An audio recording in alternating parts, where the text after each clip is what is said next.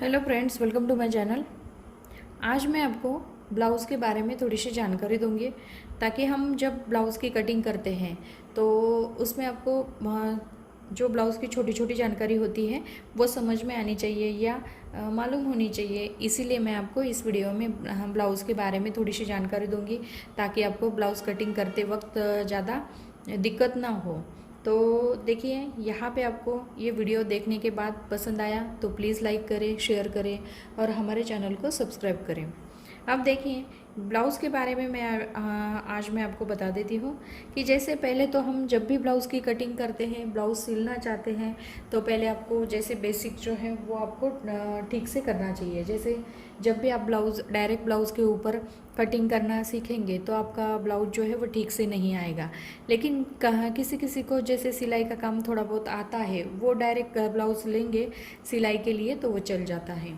लेकिन जब हम नए सिलने वाले हैं, जैसे आपने कुछ सिला ही नहीं और आप डायरेक्ट ब्लाउज सिलना सीखना चाहते हैं तो ऐसा नहीं करना है। आपको बेसिक जो है, जैसे ब्लाउज़ के लिए आपको पहले तो मशीन चलानी सीखनी है, उसके बाद आपको सीधी सिलाई लगानी सीखनी है, उसके बाद आपको धागा जो है वो लॉक कैसे करते हैं, यहाँ पे आपको तुरपाई सीखनी है, हुक और आई की पट्टी सीखनी, हुक और आई की कैसे लगाना है वो सीखना है, बटन और बटन होल कैसे बनाना है वो सीखना है।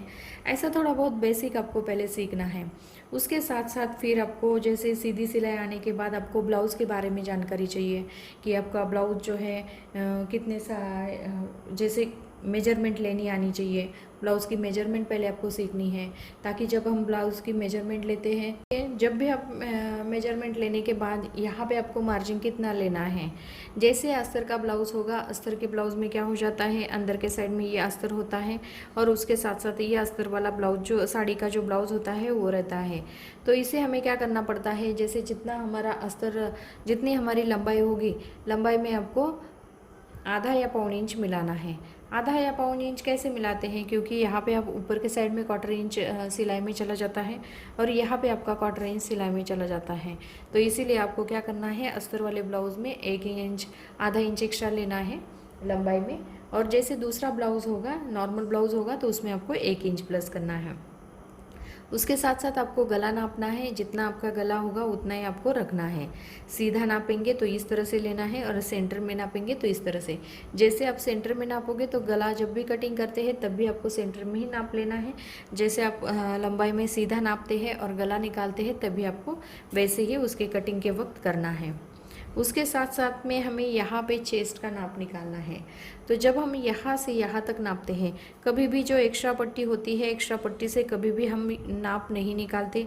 ये जो हुक की पट्टी होती है, हुक के साइड से ही हमें नाप लेना पड़ता है, क्योंकि हुक की साइड जो होती है, अंदर के साइड में ये पट्टी फोल्ड होती है, इसीलिए हमारा चेस्ट का नाप जो है वो बिल्कुल परफेक्ट निकल जाता है। तो इसीलिए आपको उसका ध्यान रखना है। यहाँ पे आपको क्या करना है, इस तरह से चेस्ट का नाप लेना है। चेस्ट का नाप निकालेंगे, जितना हमारा चेस्ट का नाप होगा उसमें ही आपको 1.5 इंच एक्स्ट्रा रखना है। नए सिलने वाले होंगे तो 2 इंच रखो, ताकि आपको सिलाई में जैसे थोड़ा ज़्यादा कम ज़्यादा कपड़ा हो जाता है तो इसे आपको थोड़ा सा एक्स्ट्रा रखना है। उसके साथ साथ आपको कमर का नाप लेना है। जितना आपका कमर का नाप, जितना हमने चेस्ट में 2 इंच रखा तो कमर में भी 2 इंच रखना है। इसमें 1.5 इंच रखा है तो यहाँ पे भी आपको 1.5 इंच रखना है। उसके साथ साथ हमें कटोरी का नाप लेना है। जितना हमारा कटोरी का नाप आता है उसे आपको, ये बेसिक कटोरी निकल जाती है। ये जो यहाँ से यहाँ तक हम कटोरी का नाप नापते हैं तो ये हमारी बेसिक कटोरी निकल जाती है। इसे हमें क्या करना पड़ता है, दूसरे कपड़े के ऊपर या दूसरे पेपर के ऊपर हमें इसे बढ़ाना पड़ता है। तो इसे आपको ध्यान रखना है। उसके साथ साथ आपको यहाँ से यहाँ तक आपको क्या करना है, फ्रंट साइड का नेक जो है वो नापना है। किसी किसी का यह कटिंग जो होती है, हर किसी की कटिंग अलग अलग होती है। यहाँ तक भी नापते हैं और यहाँ तक भी नापते हैं। जो आपको तरीका सिंपल लगे कटिंग का, उसी तरीके से आपको गला जो है वो नापना है। उसके साथ साथ जब हम शोल्डर का नाप निकालते हैं तो यहाँ पे हमारे जो स्लीव जॉइंट हुए हैं, यहाँ से यहाँ तक आपको शोल्डर का नाप लेना है। जितना यहाँ से यहाँ तक जितना हमारा नाप आता है, वो हमारा शोल्डर का जो नाप आता है उतना आपको शोल्डर का हाफ ऑफ को रखना है। गले की जो चौड़ाई होती है वो आपको 2.25 या 2.5 इंच पे रखनी है। उसके आगे आपका जो शोल्डर आता है वो आपको लेना है। उसके साथ साथ आपको स्लीव्स की लंबाई नापनी है। जितनी आपकी लंबाई होगी स्लीव्स की, जितनी आपकी लंबाई आती है, जैसे अस्तर वाले ब्लाउज़ होगा तो आपको क्या करना है, आधा इंच इसमें प्लस करना है। लेकिन नॉर्मल ब्लाउज़ होगा तो आपको 1.5 इंच लेना है, क्योंकि आधा इंच आपका यहाँ पे ऊपर के साइड में सिलाई में जाता है और 1 इंच जो है वो अंदर के साइड में पट्टी फोल्ड हो जाती है। तो यहाँ पे आप आर्म होल जो है वो चेस्ट के हिसाब से निकलता है। और स्लीव्स की लंबाई जो है, जितनी हमारी लंबाई है, तो अस्तर वाली होगी तो कम निकलेगा और नॉर्मल होगी तो इसमें आपको 1.5 इंच एक्स्ट्रा रखना है। तो उसके साथ साथ जैसे मैंने आपको बताया है, यहाँ पे मैंने गले का नाप लेना बताया है, कटोरी का नाप लेना बताया है। क्रॉस पट्टी भी जो है यहाँ पे आपको 4 इंच और 3 इंच की क्रॉस पट्टी आपको निकालनी है। तो देखिए यहाँ पे मैंने बहुत ही सिंपल तरीके से आपको ब्लाउज़ के बारे में जानकारी दी है। जो एक्स्ट्रा मार्जिंग है, चेस्ट में हम 1.5 इंच रखते हैं, नए सिलने वाले हैं उनके लिए आपको 2 इंच लेने के लिए कहा है। जो जब तक आपका सिलाई फिनिशिंग के साथ नहीं आती है तब तक आपको थोड़ा सा एक्स्ट्रा मार्जिंग रखना है। कमर में भी जैसे 1.5 इंच यहाँ पे रखा, 1.5 इंच यहाँ पे रखना है। चेस्ट के हिसाब से हमारा आर्म होल निकल जाता है। स्लीव्स में भी आपको आधा इंच, अस्तर वाली होगी तो आधा इंच प्लस करना है और नॉर्मल होगी तो 1.5 इंच प्लस करना है। शोल्डर का नाप हम इस तरीके से निकालते हैं, जैसे दोनों साइड नाप के शोल्डर का नाप निकल जाता है।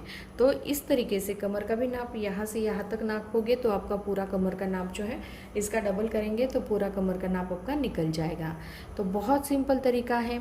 तो यहाँ पे मैंने बहुत सिंपल तरीके से आपको बताया है एक्स्ट्रा मार्जिन कितना रखना है और क्या करना है। उसके साथ साथ जब भी आप नए सिलने वाले होते हैं तो पहले आप थोड़ा सा बेसिक सीख लो, ताकि आपकी ब्लाउज़ की फिनिशिंग अच्छी आ जाएगी। और बहुत सारे बहुत सारे लोगों को ये नहीं पता होता है आर्म होल कौन सा होता है, फिटिंग कैसे करनी पड़ती है, या जो आर्म होल की गोलाई होती है वो कैसे देनी है। तो जो बेसिक है, छोटे बच्चों के कपड़े आप जब सिलेंगे या कुछ भी छोटा बड़ा सा इस तरह से सिलेंगे, जो आपको इसकी आदत पड़ जाएगी। जैसे ये आर्म होल है, ये चेस्ट का नाप है, ये कमर का नाप है, गले का नाप है।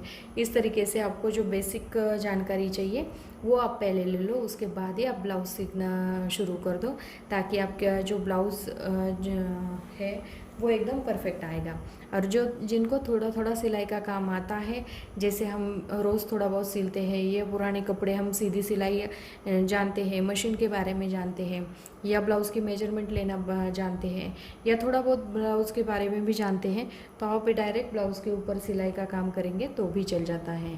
तो वीडियो पसंद आया होगा तो लाइक करें, शेयर करें और हमारे चैनल को सब्सक्राइब करें।